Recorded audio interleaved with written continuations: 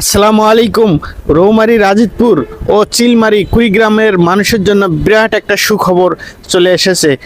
গতকালকে রেল মন্ত্রণালয়ে একটা মিটিং হয়েছে। সেই মিটিংয়ে আমাদের 4 জানুয়ারি একটা একনিকে একটা সভায় অনুমোদন হয়েছে, যেটা হলো যে আপনার ময়মনসিংহ শেরপুর হয়ে রৌমারী পর্যন্ত দীর্ঘদিন 54 বছরের এই রৌমারী মুক্তা অঞ্চলের একটা দাবি ছিল, যে প্রাণের দাবি, সেটা হলো রেল লাইন চাই।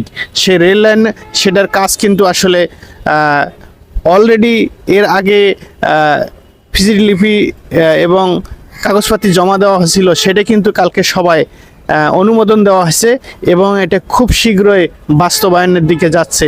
তো আপনারা সবাই একটু এটা বেশি বেশি করে শেয়ার করে দিবেন, যাতে সবাই জানে আমাদের রৌমারী ও রাজিতপুরের মানুষ যেন উপকৃত হয়।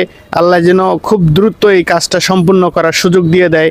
আর যারা যারা এদের মধ্যে জড়িত আছে তাদেরকে দীর্ঘ হায়াত দান করুক, যাতে আমাদের রেল লাইনের কাজটা খুব দ্রুত বাস্তবায়ন হয় এবং আমরা রৌমারী রাজিতপুরের মানুষ রেলের সাথে যুক্ত হতে চাই। এটা বর্তমান মাননীয় প্রধান উপদেষ্টা ডক্টর ইউনূস সহ সবাইকে, যারা ক্যাবিনেটে এখন সরকার দেশ পরিচালনা করতেছেন, সবাইকে অভিনন্দন জানিয়ে আমার ভিডিও শেষ করতেছি। সবাই একটু বেশি বেশি শেয়ার করবেন জাতির দেশবাসীর জন্য। ধন্যবাদ।